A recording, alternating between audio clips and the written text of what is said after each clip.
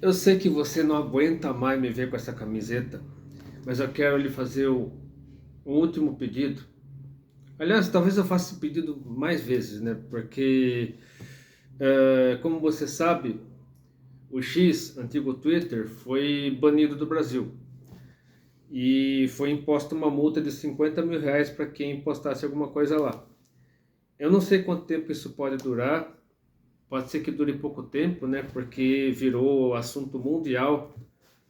Ah, Então, não sei o que pode acontecer a partir de agora, mas saiba que eu publicarei esse vídeo dia 9 de setembro de 2024. Hoje é dia 31 de agosto de 2024.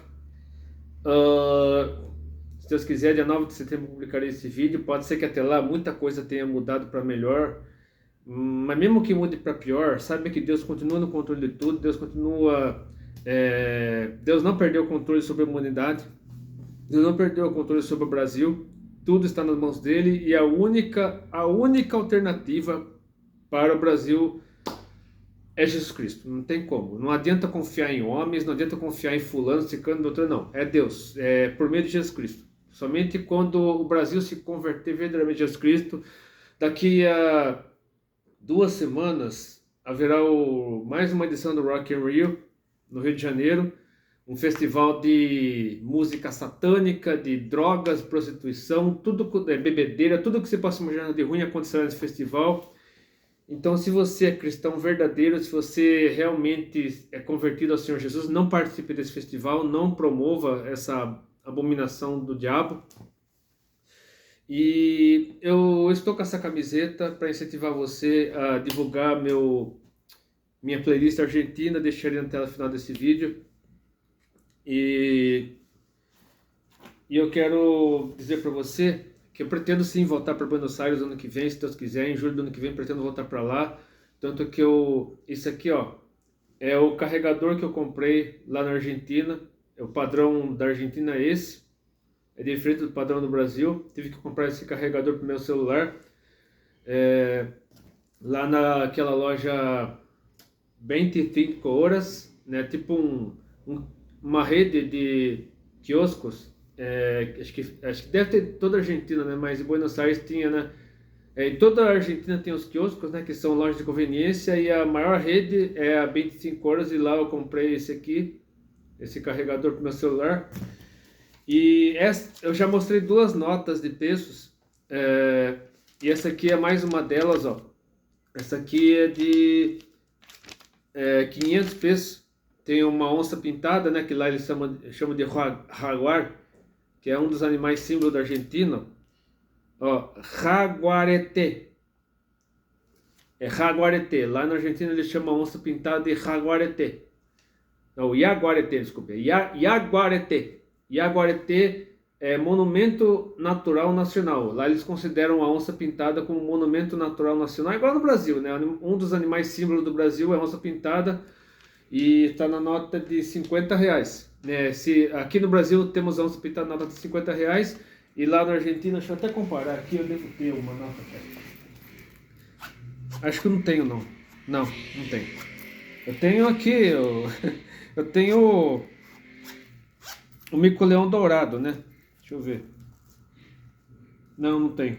Não saquei dinheiro ainda. Daqui a pouco eu vou pro supermercado sacar dinheiro. Então, mas nota de R$ 50, Uber não aceita, um monte de gente não aceita, então eu gosto de tirar a nota de 20, né? Que é a nota do mico-leão dourado. Aquela nota meio tom de ferrugem, marrom, essas coisas. Na verdade, marrom. Não, o mico-leão dourado é laranja. Desculpe, o mico-leão dourado é laranja. E a onça pintada é a nota de 50, que é marrom. Mas essa aqui, ó, a onça pintada é uma nota verde. Aqui, ó, Yaguareté é como chamam onça pintada na Argentina. Esse aqui é um lado, esse aqui, ó, é um lado, esse aqui é o outro lado. 500 pesos, né? É uma das notas que eu guardei. Eu não quis trocar, na volta ao Brasil, eu não quis trocar os pesos que eu tinha comigo. Eu deixei guardado porque até ano que vem, se Deus quiser, pode ser que o peso valha mais que o real, pode ser que chegue a $1, enfim. Né, se o Milei continuar lá no governo, se ninguém tirar o Milei do governo, eu acredito que o peso ficará ainda mais valorizado. Tá ao contrário? Acho que. Peraí. Enfim, tá assim. Acredito que o preço ficará mais valorizado ainda. E lá tem um dos melhores doces de leite do mundo, que é essa dessa empresa aqui, ó. Eu acho que tem várias lojas na Argentina, mas eu comprei lá no Caminito, na região lá do Caminito, no bairro La Boca. Então, se você quiser, ó, se você quiser dar uma pausa na tela, tem esse QR Code aqui. Se você quiser dar uma pausa na tela e comprar, tem esse aqui também, ó. Eu não estou conseguindo ler o que está escrito, mas se você quiser dar uma pausa na tela e apontar a sua câmera por esse QR Code, aí talvez você consiga comprar. Mas o assunto principal desse vídeo é o tal do jeitinho. E ao contrário do que muita gente imagina, o jeitinho brasileiro não é exclusividade do Brasil. Eu pesquisei na internet, na América Latina existe algo parecido. Inclusive, a melhor definição para o jeitinho brasileiro que eu encontrei é num artigo da Wikipédia com esse nome aqui, Bibeta Criolla, que é, em português, esperteza dos crioulos ou astúcia dos crioulos. Da crioula é como chamam os mestiços, negros e índios lá nos países da América Latina, né? Que diz que o termo descreve o modo de vida no Chile, Argentina, Uruguai, Colômbia e Venezuela. Inclusive, os argentinos no futebol têm o costume de simular falta, simular agressão, essas coisas assim, que os brasileiros chamam de catimba, que é os argentinos. Muita gente fala mal do futebol brasileiro, porque tá, inclusive nas Olimpíadas deste ano, o Brasil pegou a Espanha, acho que 2 vezes, se não me engano, acho que na semifinal, inclusive. A jogadora espanhola Aitana Bonmatí, ela reclamou do costume dos brasileiros, não só os homens, as mulheres também, reclamou que o futebol brasileiro está usando muita cera. O que é cera? Quando um jogador, principalmente o goleiro, demora muito para cobrar uma falta, para cobrar tiro de meta, para cobrar para fazer lateral, enfim, demora muito para andar a bola, ou fica só tocando e não manda a bola para frente. Então a cera faz parte do jeitinho brasileiro. Assim como na Argentina se usa catimba, no futebol brasileiro se usa cera. Então, tanto a catimba quanto a cera são errados. Então, faz parte do jeitinho brasileiro ou da bibeta criolla, como está escrito aqui. E as características da bibeta criolla, né, que diz que é uma filosofia de progresso no caminho de menor resistência e desconhecimento das regras, falta de senso de responsabilidade e consideração pelos outros, e se estende a todos os grupos sociais em todo o país, embora seja predominante em Buenos Aires, que é onde eu estive no mês passado. A bibeta criolla tem sido chamada de a principal causa de uma crise moral, cultural, econômica, social e política. Tem tudo a ver com o Brasil. É um conceito semelhante ao jeitinho brasileiro no Brasil, e as características são: falta de respeito pelos outros, indiferença ao bem comum no quadro de interesses individuais, corrupção política que se estende em todas as instituições na forma de regalias, desvio de recursos públicos, clientelismo, fisiologismo, nepotismo, malocação de recursos do Estado, etc. Individualismo extremo com desconfiança dos outros. Isso inclui ter pouca capacidade de parceria e cooperação dos objetivos da comunidade. A confiança interpessoal é um componente-chave do capital social que é crucial para o desenvolvimento econômico e funcionamento adequado das instituições democráticas. 4. A anomia, que é a falta de leis, ou enfraquecimento da moral comum e desvio social como comportamento que se afasta dos padrões geralmente aceitos na sociedade. 5. O hábito de culpar os outros pelos problemas, incentivando assim a paranoia e permitindo a autoindulgência. Isso você vê tanto no extremismo de direita quanto no extremismo de esquerda. Direita e esquerda. Você vê, nos dois extremismos você vê isso. E 6. A tendência de tirar vantagem ou enganar os outros em favor de seus próprios interesses. em parte por razões de autoproteção e desconfiança, mas também para afirmar sua superioridade e perspicácia sobre o outro. É a lei de Gerson, né? O Gerson é aquele jogador da Copa de 1970, eu não lembro se era atacante, se era meio campista,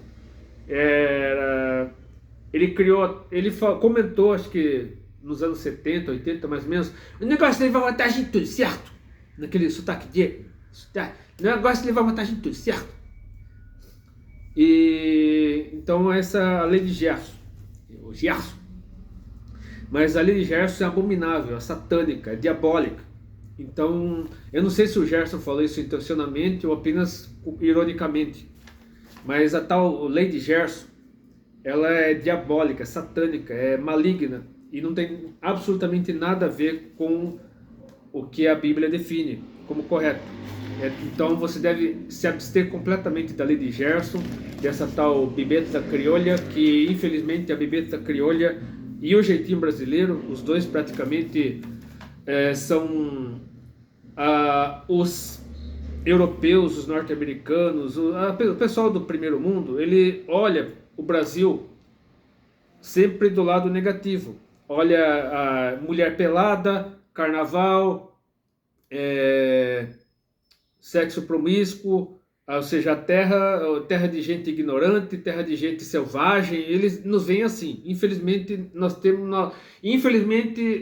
como brasileiro, tenho que admitir que isso realmente acontece. Claro que não são todos, né? O Brasil, eu creio que o Brasil é a terra do avivamento, assim como a Argentina um dia será, porque eu estive na Argentina, eu vi igrejas funcionando, igrejas ativas, e eu pretendo, na minha volta para a Argentina, se Deus quiser, na minha volta a Buenos Aires, eu pretendo visitar novamente a igreja de Lugano, pretendo visitar novamente a igreja de Pindamonhangaba, dessa vez no horário certo, porque quando eu fui para lá, eu fui no horário errado, porque lá o culto é às 10 da manhã, e eu fui à noite, mas mesmo assim o pessoal me recebeu lá muito bem, os membros daquela igreja me receberam muito bem, porque lá na igreja Pindamonhangaba funciona um seminário teológico, onde as pessoas de várias partes da América Latina, inclusive brasileiros, vão lá, se hospedam, tem cursos, tem aulas, enfim, fazem tipo um intercâmbio.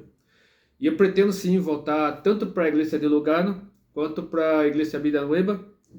Então, se você estiver assistindo esse vídeo, se você for de Buenos Aires, né, eu peço licença para falar em espanhol pelo menos alguns minutos, me dirigindo às pessoas de lá. Si eres de Buenos Aires, miembro de la iglesia de Lugano o de la iglesia Vida Nueva o de alguna otra iglesia que no visité y deseas que yo esté ahí nuevamente en julio del 2025, si Jesús no volviera hasta allá, se sabe que amé mucho Buenos Aires, deseo volver allá el año que viene y sabe que yo os amo mucho en Cristo Jesús, deseo que continuáis siendo ejemplos, siendo luz en tu país, tanto en Argentina como en la América Latina, y muchas personas conozcan a Jesucristo por meio de vuestro testemunho. Amém? Pronto, voltamos para o português. Agora, continuando aqui, quero ler aqui na Bíblia. Deixa eu pegar a Bíblia, a revista e corrigida mesmo. Deixa eu pegar a revista. Espera só um pouquinho, eu só vou pegar a revista atualizada.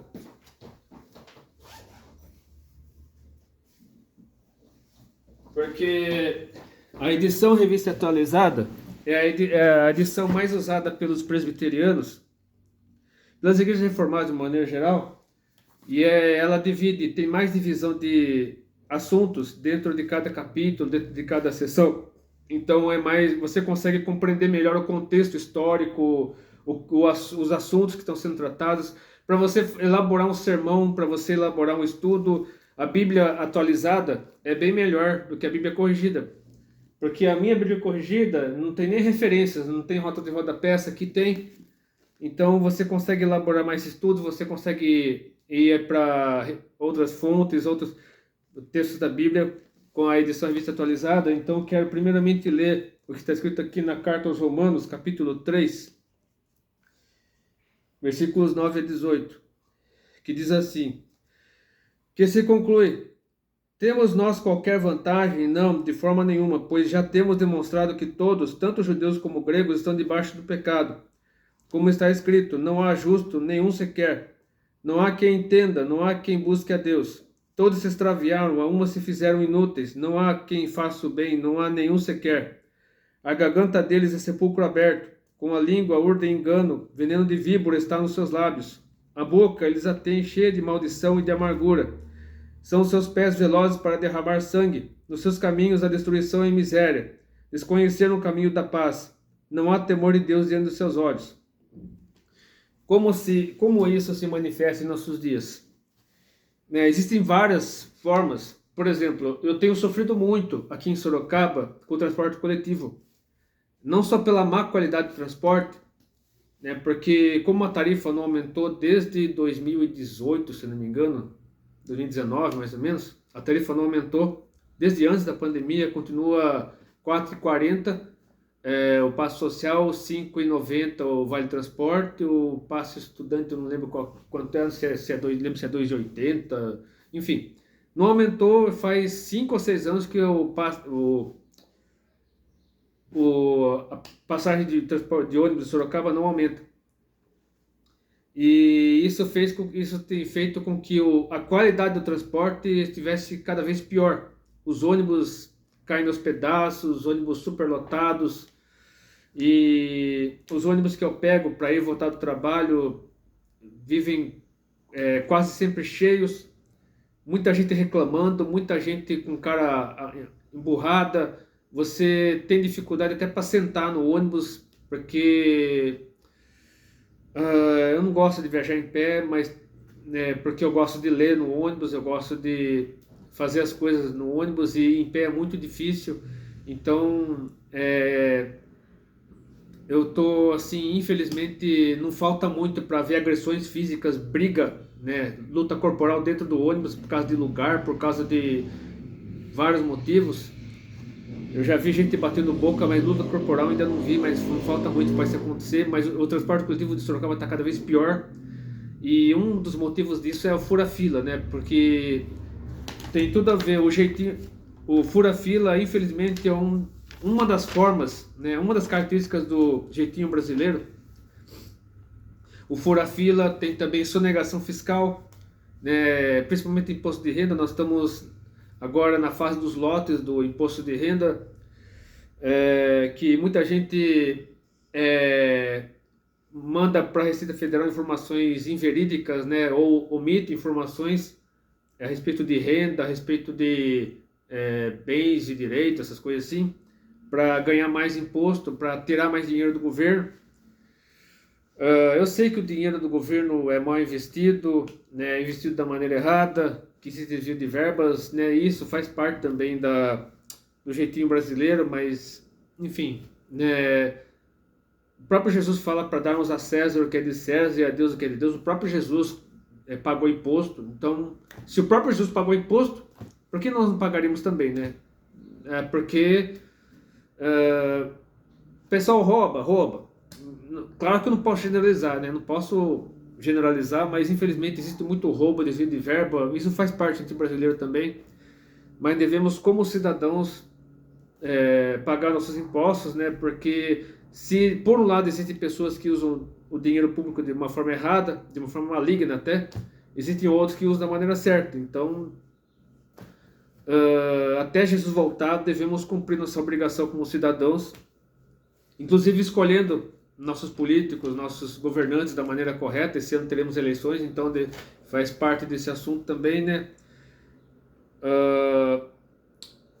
tem um vídeo aqui do canal, deixa eu ver aqui, não, deixa eu falar outras coisas aqui também. Depois, antes de falar desse vídeo, eu quero falar outras coisas. Eu falei sobre fura-fila, sobre sonegação fiscal, tem também, como eu já falei, tanto sobre a catimba quanto sobre a cera no futebol, nos esportes de uma maneira geral. Você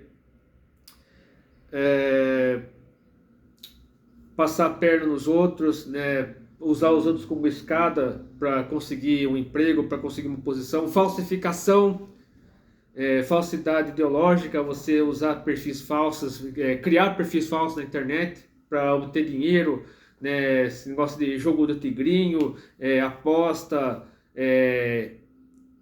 investimento, você dizer que está investindo, que ter um investimento para você ganhar dinheiro, muito dinheiro em pouco tempo, aí você clica no meu perfil, você vai para a página tal, que não sei o que, não sei o que. Então isso tudo é golpe, é levar vantagem. O estelionato é uma forma, faz parte do jeitinho brasileiro. Infelizmente existem muitos golpes, muito, né, eu não descreveria nenhum os golpes que mais ocorrem atualmente aqui no Brasil para não incentivar ninguém a ser golpista também, mas infelizmente isso acontece muito, cada vez mais frequência, e as pessoas caem muito facilmente, as pessoas são muito ingênuas, principalmente pessoas de idade, pessoas com pouca cultura, com pouca escolaridade, acabam caindo muito fácil nesses golpes.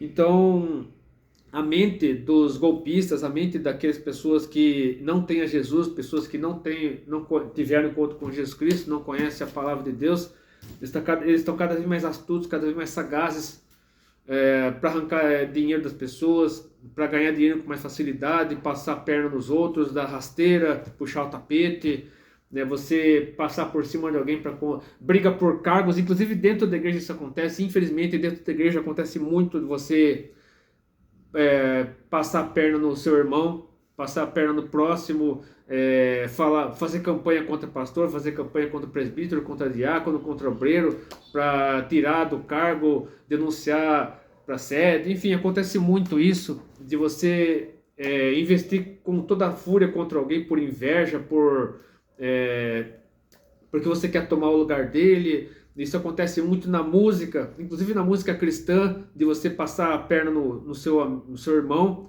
para você tomar o lugar dele lá no grupo de louvor, ou lá ficar sentado junto com os obreiros, hoje, e usa passagens bíblicas fora de contexto, de que Deus não teve por cabeça, por cauda, e sim por cabeça, de que Deus é dono do ouro e da prata, ou seja, usa passagens bíblicas totalmente fora de contexto para justificar atitudes malignas, atitudes desprezíveis, de você roubar o lugar do próximo. Infelizmente, existem influenciadores cristãos, entre aspas, influenciadores ditos cristãos, que de uma certa forma trabalham como coaches, trabalham como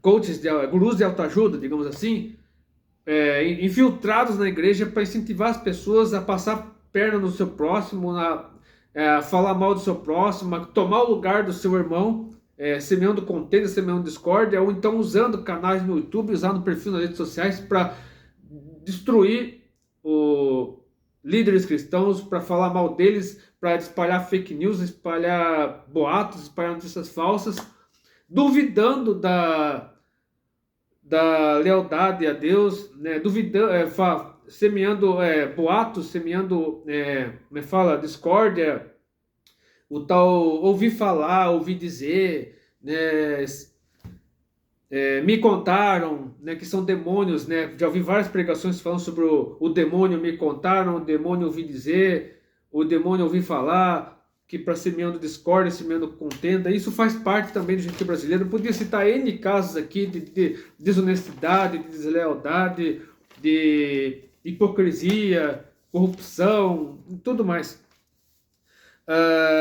Mas agora eu quero falar, já está dando 24 minutos de vídeo, eu quero colocar aqui um link de um vídeo do canal Fatos Desconhecidos, onde a professora Caroline Ferreira falou a respeito de como surgiu o jeitinho brasileiro. Se você quiser mais informações, só clicar lá. Mas essa professora, só para resumir um pouco o que ela disse,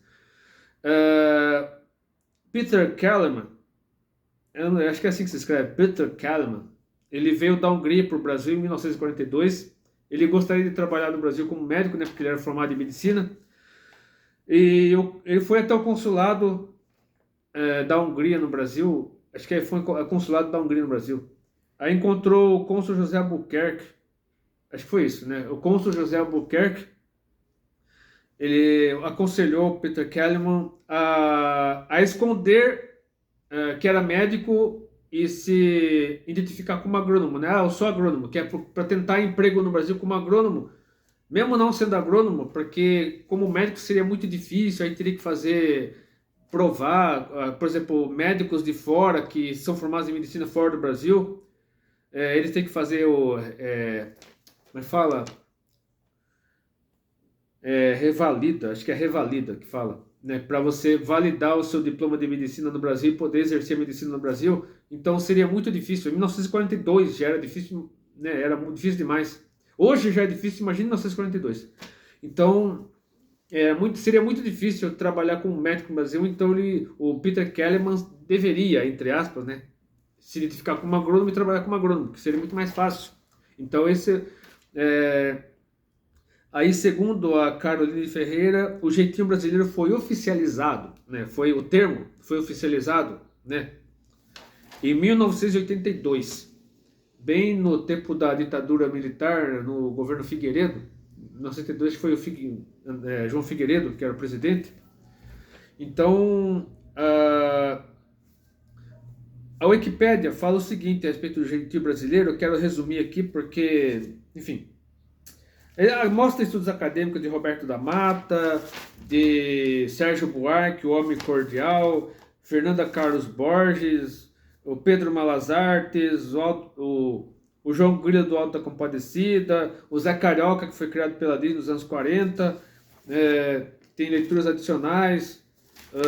Só que eu quero falar só a introdução aqui, para o vídeo não ficar longo demais. A expressão jeitinho brasileiro ou simplesmente jeitinho refere-se de modo abrangente à maneira que o povo brasileiro teria de improvisar soluções para situações problemáticas, usualmente não adotando procedimentos ou técnicas estipuladas previamente. Obviamente, esse não é um conceito exclusivamente brasileiro e pode ser encontrado em diversos países em nomes diferentes.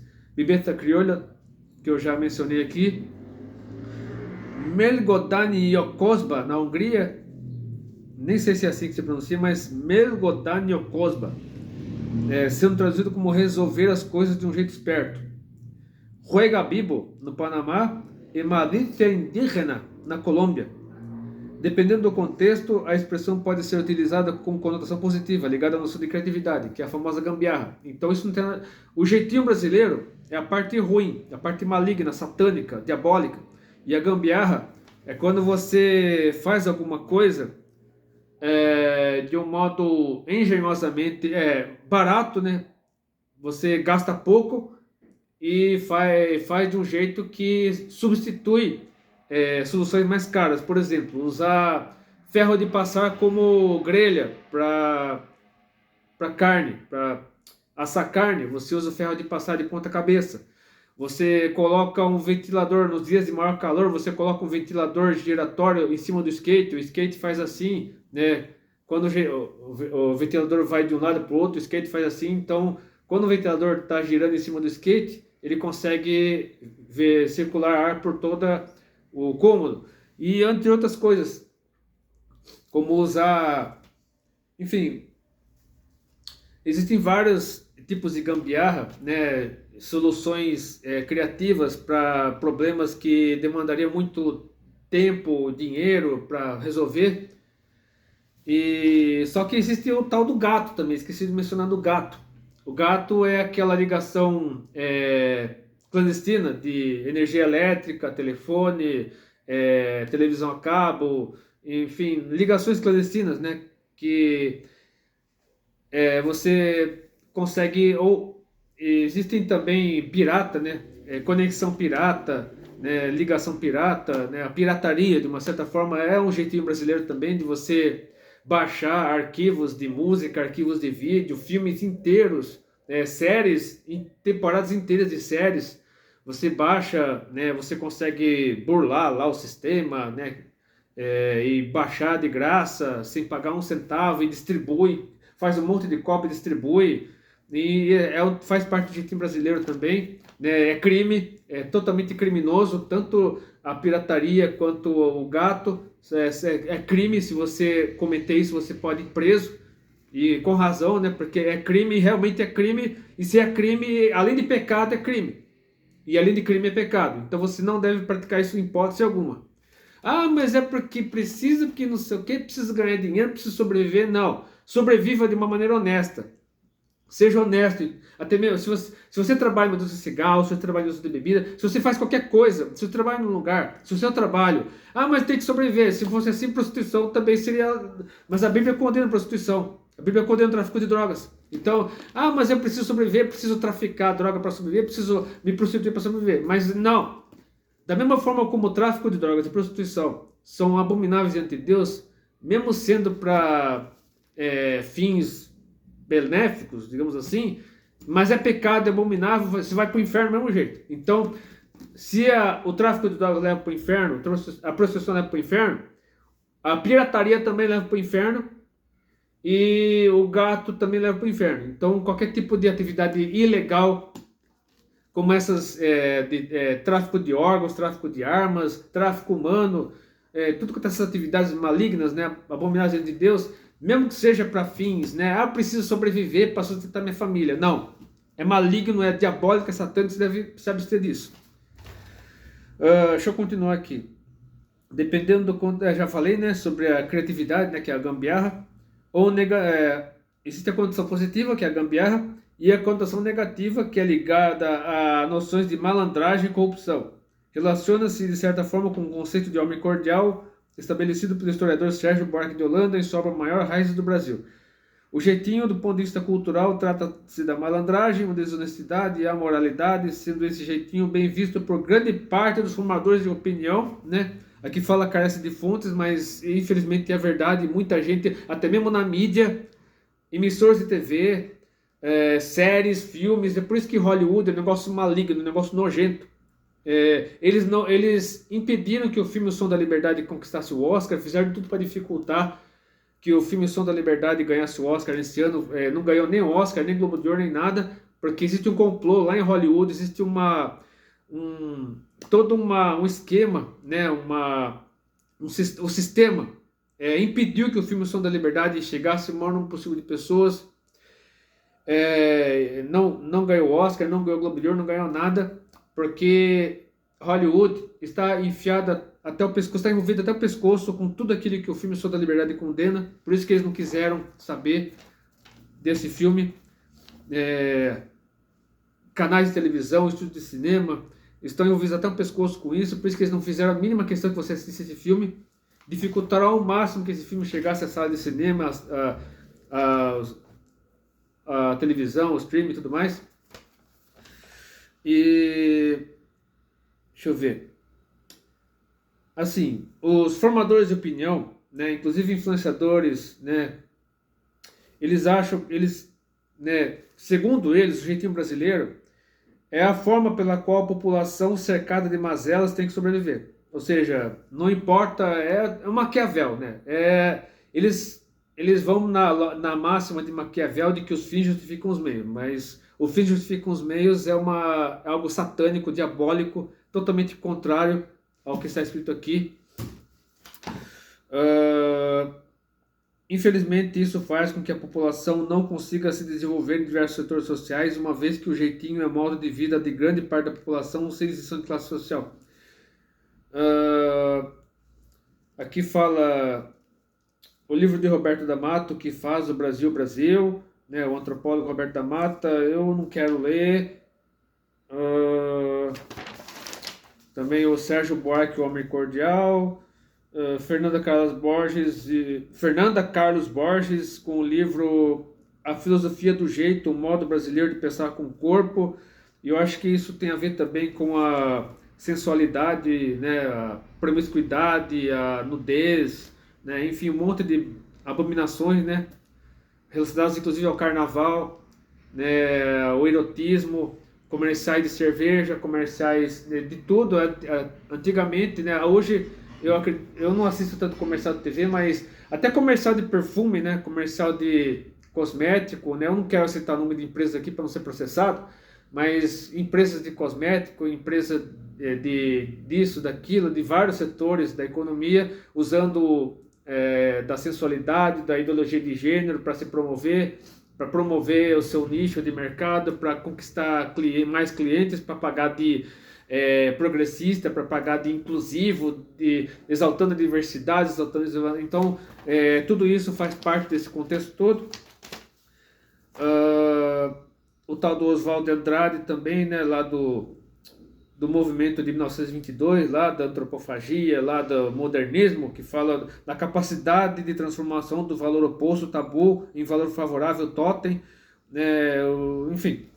Eu não quero promover essas coisas aqui, porque, como eu já disse em vários vídeos, a Wikipédia é mantida por uma ONG de esquerda. Então, eu acredito que a melhor definição, né, do jeitinho brasileiro é esse artigo aqui, Bibeta Criolla.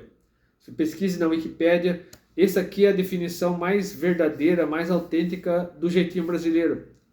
Que, como você já deve ter percebido nesse vídeo, não é exclusividade nossa. Ela existe em praticamente todo mundo, principalmente nos países subdesenvolvidos, onde existe uma minoria que tem muito e a grande maioria tem pouco ou quase nada. E eu quero continuar aqui com o texto da segunda carta a Timóteo, capítulo 3. Eu lerei o capítulo todo, e à medida que eu for lendo aqui, eu vou citando outros textos bíblicos.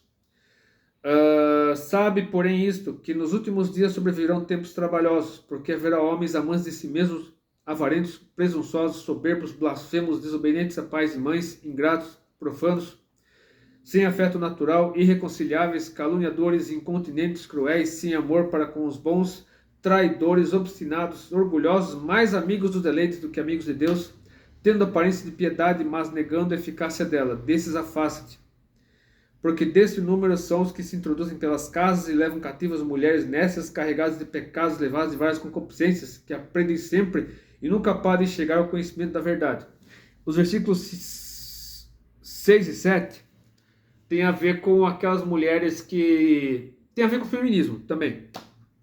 Tem a ver com o feminismo, tem a ver com aquelas mulheres, a fofoca, mulheres que aprendem sempre, que são antenadas, né, que ficam nas redes sociais só fazendo assim, ou então estão na moda, gostam de andar de cropped, gostam de andar mostrando as pernas, gostam de sensualizar em vídeos, fazendo biquinho, fazendo um monte de coisa assim, do ponto de vista sensual, erótico, enfim, levando as pessoas ao pecado. Isso tem a ver com os homens também postando fotos sem camisa, sensualizando, enfim, postando fotos abomináveis para induzir outras pessoas ao pecado, enfim, tem a ver com tudo isso. Prosseguindo aqui no versículo 8. E como Janes e Jambres resistiram a Moisés, assim também esses resistem à verdade, sendo homens corruptos de entendimento e réprobos contra a fé. Eu quero ir lá para o livro de Êxodo, capítulo 8. Na terceira praga, que é a praga dos piolhos, nós vemos o seguinte, porque as duas pragas anteriores, né, teve o Janes e Jambres eram os feiticeiros lá do faraó, né, que era a Hatshepsut, que era a faraoa, no caso na época, e o regente, né, o regente era Tutmés III. Então, e trabalhavam para ele dois feiticeiros chamados Janes e Jambres. Então eles conseguiram fazer com que os cajados deles virassem cobras, mas aí o cajado de Moisés comeu os cajados deles. Aí na primeira praga, que é a praga do sangue, em que todo o rio Nilo e a água dos egípcios virou sangue, então os Janes e Jambres conseguiram transformar a água em sangue também. Na praga das rãs também eles conseguiram criar rãs, mas na terceira praga, que é a praga dos piolhos, aconteceu o seguinte, no Êxodo 8, de 16 a 19. Disse o Senhor a Moisés: dize a Arão, estende o teu bordão e fere o pó da terra para que se tornem piolhos por toda a terra do Egito. Fizeram assim. Arão estendeu a mão com seu bordão e feriu o pó da terra, e houve muitos piolhos nos homens e no gado. Todo o pó da terra se tornou em piolhos por toda a terra do Egito. E fizeram os magos o mesmo com suas ciências ocultas para produzirem piolhos, porém não puderam. Ou seja, Janes e Jambres não conseguiram transformar o pó em piolhos. E havia piolhos nos homens e no gado. Então disseram os magos, no caso Janes e Jambres, a Faraó: isto é o dedo de Deus. Porém, o coração de Faraó se endureceu e não os ouviu como o Senhor tinha dito. Ou seja, haveria ainda mais 7 pragas, e somente após a praga dos primogênitos haveria a Páscoa, a libertação do povo de Israel, os 40 anos do deserto, enfim. Continuando aqui, na segunda carta a Timóteo, capítulo 3, a partir do 9. Não irão, porém, avante, porque a todos será manifesto o seu desvario, como também o foi o daqueles. Tu, porém, tens seguido a minha doutrina, modo de viver, intenção, fé, longanimidade, amor, paciência. Ou seja, Paulo reconhecido que Timóteo tem sido fiel em todas essas coisas aqui, né?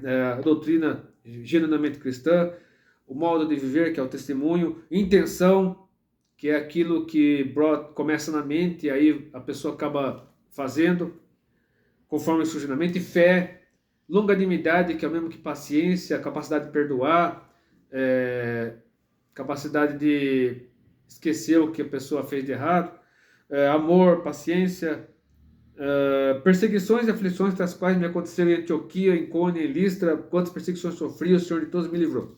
E eu quero mencionar aqui que aconteceu com o apóstolo Paulo em Atos 14, desculpe. No livro de Atos, capítulo 14, versículos 8 a 20. Em Listra, costumava estar sentado certo homem aleijado, paralítico desde o seu nascimento, o qual jamais pudera andar. Este homem ouviu falar Paulo, ele ouviu Paulo discursar, no caso, que fixando os olhos nele, vendo que possuía fé para ser curado, disse-lhe em alta voz: apruma-te direito sobre os pés. Ele saltou e andava. Quando as multidões viram o que Paulo fizera, gritaram em língua licaônica, dizendo: os deuses em forma de homens baixaram até nós. A Barnabé chamavam Júpiter, ou Zeus, para os gregos, e a Paulo Mercúrio, ou Hermes, porque era esse o principal portador da palavra.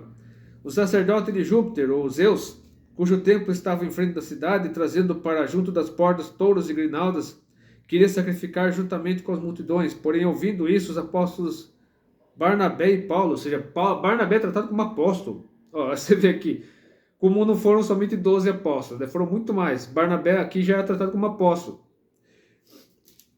Rasgando suas vestes, saltavam para o meio da multidão, clamando: senhores, por que fazeis isto? Nós também somos homens como vós, sujeitos aos mesmos sentimentos, e vos anunciamos o evangelho, para que dessas coisas vãs os convertais ao Deus vivo, que fez o céu, a terra, o mar e tudo que há neles, o qual nas gerações passadas permitiu que todos os povos andassem nos seus próprios caminhos.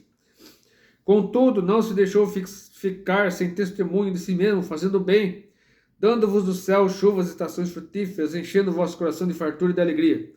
Dizendo isso, foi ainda com dificuldade que impediram as multidões de lhe oferecerem sacrifícios. Ou seja, eles estavam quase conseguindo convencer a multidão a deixar de oferecer sacrifícios a eles, como se eles fossem deuses. Mas aí veio os invejosos lá de Antioquia, de Icônio e tal, e fizeram isso aqui, conseguiram fazer a cabeça do povo contra Paulo e Barnabé, como está aqui no versículo 19. Sobrevieram, porém, judeus de Antioquia e Icônio, instigando as multidões e apedrejando a Paulo. Ou seja, eles não apedrejaram Barnabé, acho que Barnabé conseguiu fugir, mas Paulo foi apedrejado. Arrastaram-no para fora da cidade, rodando como morto. Agora vejam só, isso aqui é de causar inveja até mesmo ao Peter Jordan, do canal Ei Nerd. Rodeando, porém, os discípulos, levantou-se e entrou na cidade. Ou seja, aqui Paulo foi Wolverine. Porque lembra do fator de cura de Wolverine? Aconteceu exatamente aqui com o apóstolo Paulo. O Espírito, eu creio que nessa cena, Paulo estava todo ensanguentado, todo estropiado no chão. Os discípulos o rodearam, acho que fizeram uma roda, oraram por ele, e as feridas do apóstolo Paulo foram curadas instantaneamente. Ou seja, houve o fator de cura funcionou no apóstolo Paulo nesse momento. Então ele se levantou como se nada tivesse acontecido e voltou para a cidade junto com os apóstolos, totalmente curado das feridas. Ele estava todo destrupiado, todo destruído de tanto levar pedrada, e o fator de cura funcionou no apóstolo Paulo, assim como na ficção funciona no Wolverine, funciona no apóstolo Paulo. Então isso aí a impressionar até mesmo o Peter Jordan no canal Nerd. E continuando aqui, né, encerrando o versículo 20 do capítulo 14, no dia seguinte partiu com Barnabé para Derbe. Então, ele totalmente curado das feridas, né, das pedradas, né, ele voltou, foi com Barnabé tinha fugido, né, e o Paulo e Barnabé foram para Derbe, que é uma cidade próxima dali. Então, agora continuando aqui para encerrar o vídeo, a partir do versículo 12 da segunda carta de Timóteo, capítulo 3. E também todos os que piamente querem viver em Cristo Jesus padecerão perseguições, assim como aqueles que foram prejudicados com o fim das atividades do X, né, a proibição do uso do X no Brasil. Mas os homens maus e enganadores irão de mal para pior, enganando e sendo enganados. E aqui vai a exortação de Paulo a Timóteo, que serve para todos nós, inclusive para mim. Tu, porém, permanece naquilo que aprendeste, de que foste inteirado, sabendo de quem o tens aprendido, que desde a tua meninice sabes as Sagradas Escrituras, que podem fazer-te sábio para a salvação pela fé que é em Cristo Jesus. É claro que muitos que estão assistindo esse vídeo não se converteram faz pouco tempo, eles viveram num contexto de depravação, promiscuidade, idolatria, até mesmo feitiçaria, rebeldia, murmuração, um contexto totalmente fora da presença de Deus, se converteram, mas existem aqueles que vieram de berço cristão, berço evangélico, foram educados pelos pais, pelos avós, como no caso Timóteo foi educado por Loi e Eunice, a avó e a mãe dele.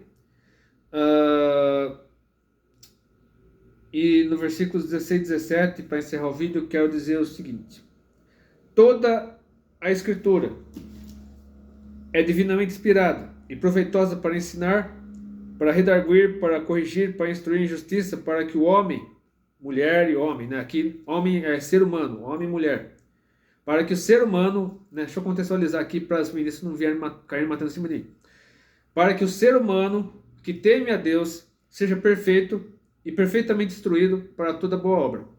Então, a Bíblia Sagrada, né? Essa aqui é a versão revista e corrigida, é sim a palavra de Deus, a verdade absoluta sobre o homem, o ser humano, o mundo, o universo, todos os campos da existência, todas as ciências estão submissas ao que está escrito aqui.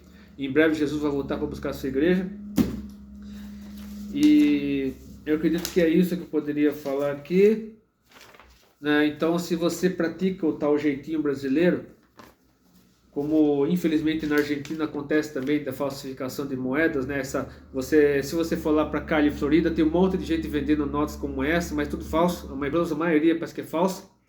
Você tenta trocar reais ou dólares por pesos e acaba recebendo notas falsas. Então, se você quiser comprar uma nota como essa, de 500 pesos, eu não sei quanto vale hoje, mas se você quiser comprar notas de pesos, trocar reais por pesos quando for para Buenos Aires ou para qualquer lugar da Argentina, troque no banco, né? Numa casa de câmbio confiável, autorizada pelo governo. Enfim, e essa nota aqui é verdadeira, ó, se você colocar contra a luz, tem lá a fita aqui, tem a marca d'água, tudo certinho, bonitinho. Então essa aqui é uma nota verdadeira. Então você pode sim fazer as coisas certas da maneira certa. É mais difícil, mas é o certo. Pagar imposto, quando você paga imposto, você na sua profissão, você sendo bom advogado, você sofre cancelamento, sofre perseguição, tentam caçar seu registro na OAB, se você é um psicólogo cristão, psicóloga cristã, tentam caçar seu registro no CFP, acho que é CFP que fala, né? Se você é um bom médico, tenta caçar seu registro no CRM, se você é um bom você é um bom profissional, seja lá a área que for, engenheiro, arquiteto, tenta caçar seu registro na entidade de classe, para você ser honesto, para você dar testemunho cristão, você sofre cancelamento, perseguição, mas o certo ainda é o melhor. E mesmo que você seja perseguido, cancelado, xingado, ofendido, caluniem você, perca amigos, perca família, o melhor, o certo ainda é o melhor. E saiba que, ainda que você não tenha recompensa, ainda que você demore para conseguir as coisas nesse mundo, ainda que você não seja próspero nesse mundo, saiba que no céu você terá tudo que você espera, tudo que você precisa. E se você gostou desse vídeo, curta, compartilhe sobre isso, que o Magnaldo abençoe. E seja honesto. Até depende, se quiser.